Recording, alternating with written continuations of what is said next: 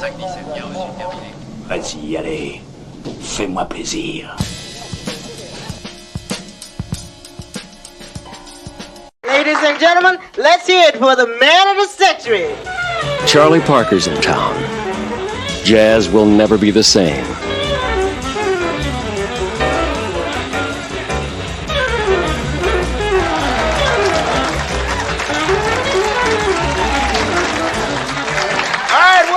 About Yardbird. En 1988, Clint Eastwood réalise un autre chef-d'œuvre, la biographie du saxophoniste de jazz Charlie Bird Parker, interprété par un Forest Whitaker complètement habité par son rôle.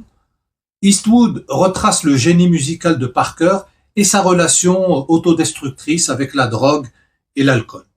Diane Venora interprète Chan Parker, son épouse, apportant un contrepoint émotionnel fondamental. What do you think about Bird?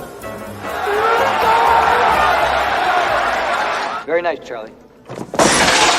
You're sick, Bird. You're an alcoholic, you're a junkie, and your mind is hanging by a fucking thread. Yeah, right.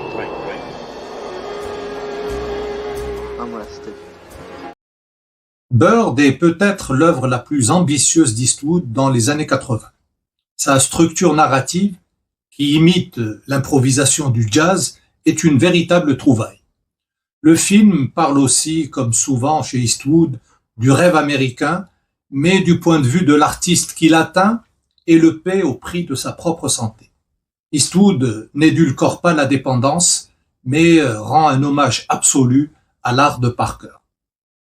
Techniquement, je suis fasciné par la façon dont il a reconstitué les enregistrements originaux de Parker avec de nouveaux accompagnements, un véritable travail d'orfèvre musical.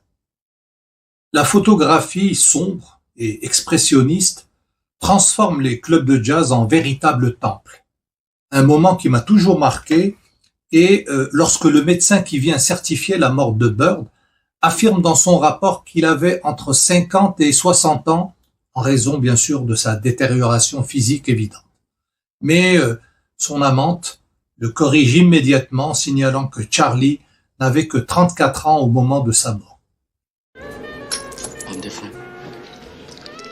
Aren't you gonna say pleasant dreams? All right, what do you think about Yardbird?